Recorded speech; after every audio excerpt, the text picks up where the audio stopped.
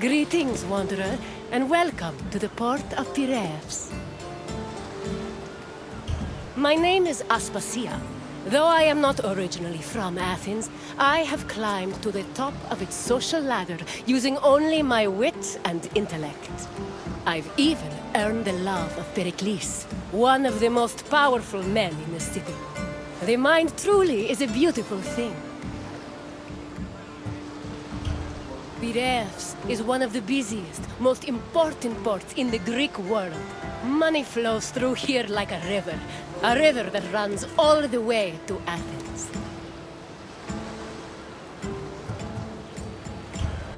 Acting as a port for Athens, Piraeus welcomed merchants, goods, and travelers from all over the world.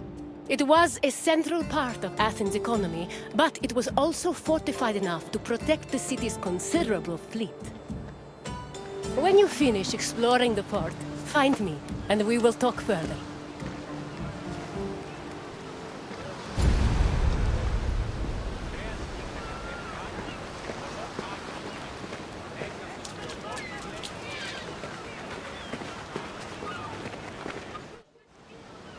Piraeus, a peninsula southwest of Athens, became the city's main port after the politician Themistocles encouraged the development of its natural harbors.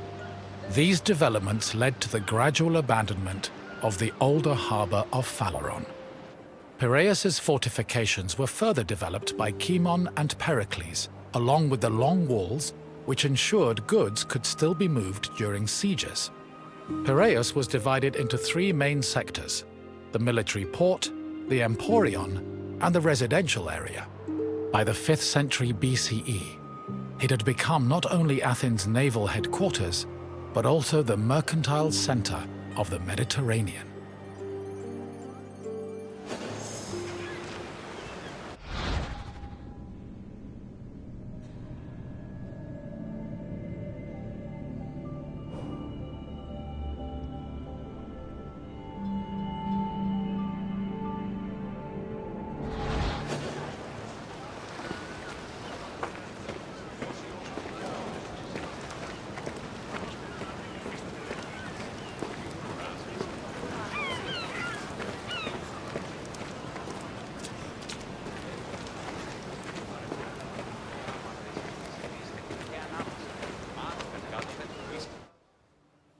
Piraeus's development during the 5th century BCE attracted a large population. Many craftsmen, merchants, bankers, sailors, and ship owners moved to the port in great numbers. The population was a mix of Greek citizens, foreign visitors, and immigrants, known as metics. The variety of the port's inhabitants gave Piraeus a cosmopolitan atmosphere. Most of the residents were involved in trade, but others worked on shipbuilding or in larger-scale industries like shield factories. Piraeus's commercial focus offered many opportunities for those seeking to increase their wealth and status.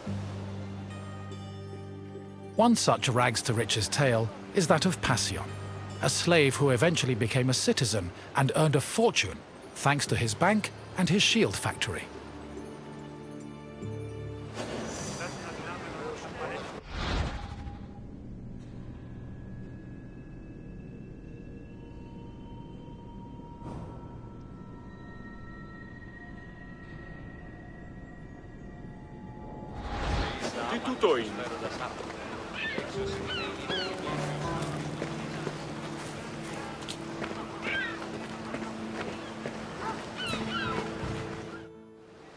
Piraeus was a demi, or district, of Attica.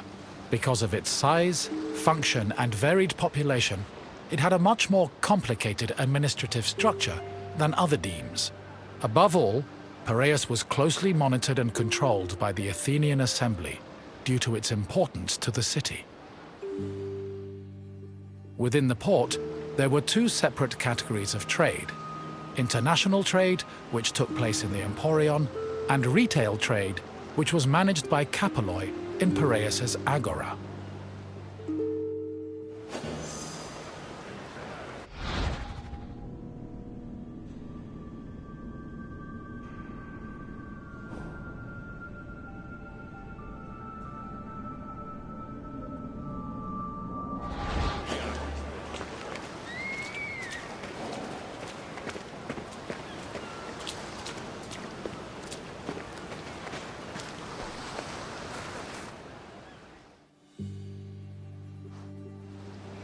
The Emporium was a commercial port dedicated to trading goods from overseas. All international transactions were required to be made within its limits and needed to be exclusively wholesale. Elected magistrates managed all business and laws in the port. Meanwhile, port authorities known as epimelites oversaw trade and took care of the regulation of prices. This was an especially crucial duty, as the amount of supplies and goods could fluctuate wildly based on factors like bad harvests or lost cargo. Common products sold in the Emporium included vegetables, fruits, fish, leather, timber, marble, metal, weapons, and ceramics. According to Hermippos, Athens was also wealthy enough to afford the finest goods from all over the world, including figs from Rhodes, almonds from Thassos, oil from Samos, and wine from Chios. Taxes were collected on all merchandise that came into the Emporium, which provided Athens with a major source of income.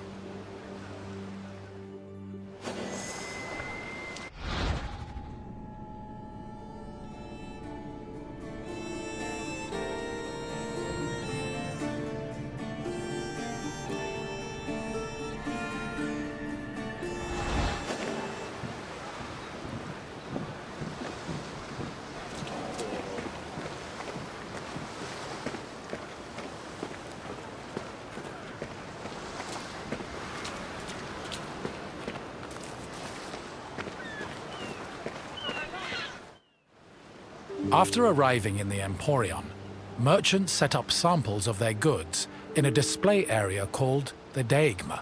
This was where citizens and foreigners gathered to officially make their deals, and almost all merchandise that came into the Emporium was traded within the area.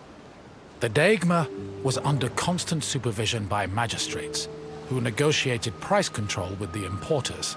They would occasionally give special privileges to those who agreed to sell at lower prices. These privileges ranged from tax exemptions to specially reserved seating in the theater.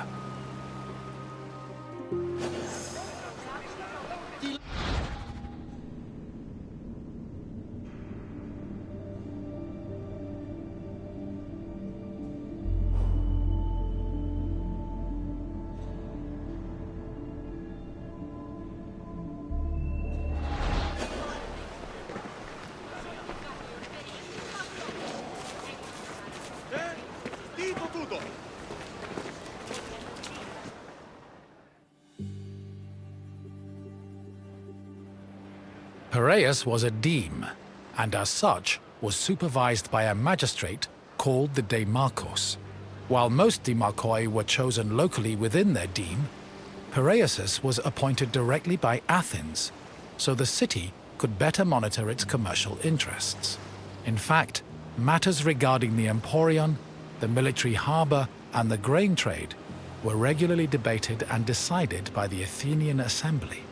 Transactions within the Piraeus were supervised by metronomoi. These were magistrates responsible for keeping track of weights and measures.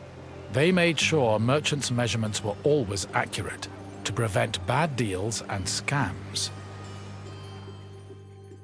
Even though Piraeus would eventually develop into a city in its own right, it always remained under the control of Athens.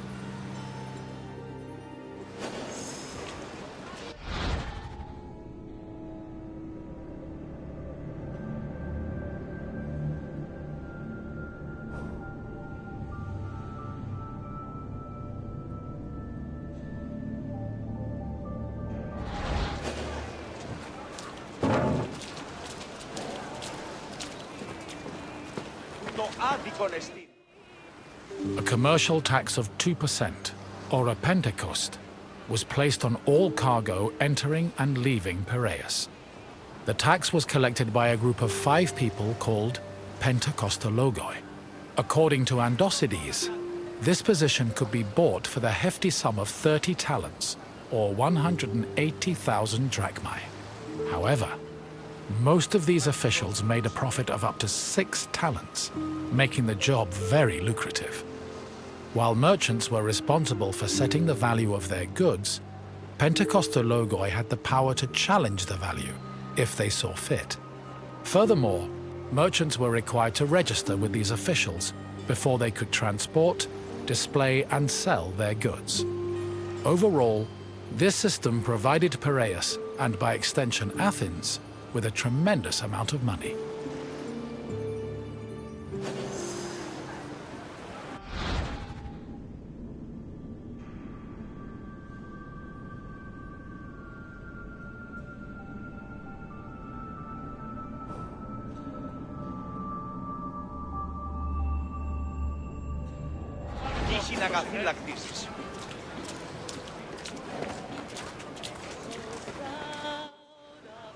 The sale of grain was overseen by special magistrates called Sitophilikeis. Since some Greek cities had a grain deficiency and relied heavily on imports, these officials were extremely important. Their duties encompassed all aspects of grain commerce, including price control and profit margins, to ensure Athens remained well-fed. This is no surprise. Grain was so important to Athens that 2/3 of all stocks were required to be transported and sold at the city's agora by law. According to Demosthenes, the significance of the Sitophilikeis was such that if they failed in their duties, they faced the death penalty.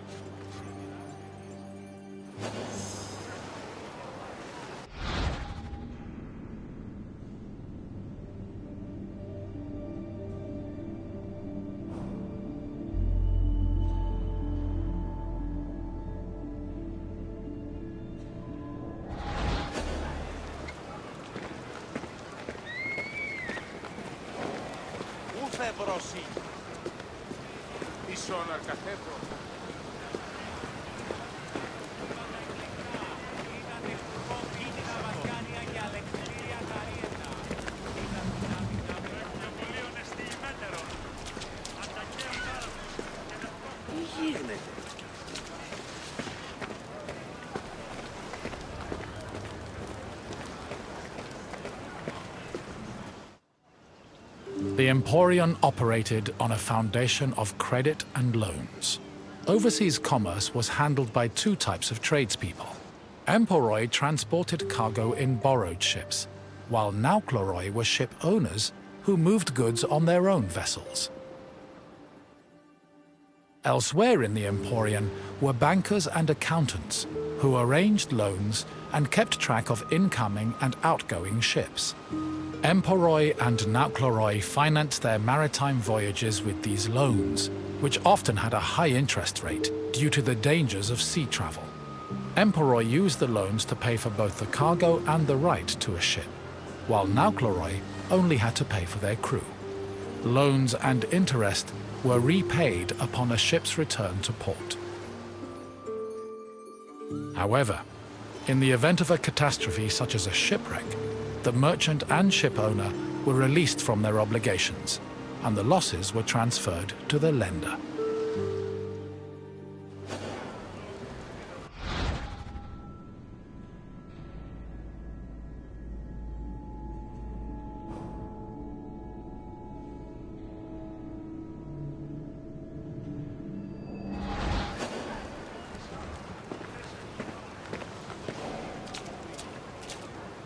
You've returned. I hope you enjoyed your stroll through the port. Piraeus was important to Athens' commercial interests, but it eventually came into its own as a vibrant and bustling port. If you have any questions, don't hesitate to ask. If you say so, let us see what you've learned, wanderer. First, a simple question. Which Athenian politician originally encouraged the development of Piraeus' natural harbors? Pericles did contribute to the port's development, but he was building off someone else's ideas. Try again. By the time Alcibiades was born, Piraeus was already a thriving port. Keep trying. Which Athenian politician originally encouraged the development of Piraeus' natural harbors? Leonidas was a Spartan king, not an Athenian politician. Try another answer. Correct! Themistocles saw Piraeus' potential as a port and encouraged its development. On to the next question. What did the Sitophilakes supervise? It was metronomi who were in charge of Piraeus' weights and measures. Try again. No, the aptly named pedikostologi collected the Pentecosti tax. Try another answer. Loans were handled by the port's bankers and accountants. Keep trying.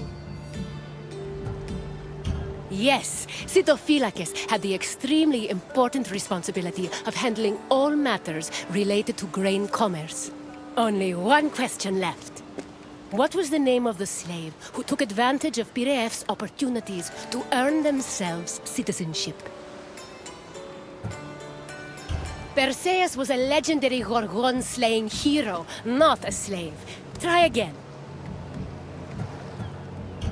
Prometheus was the mythological figure who gave fire to mankind.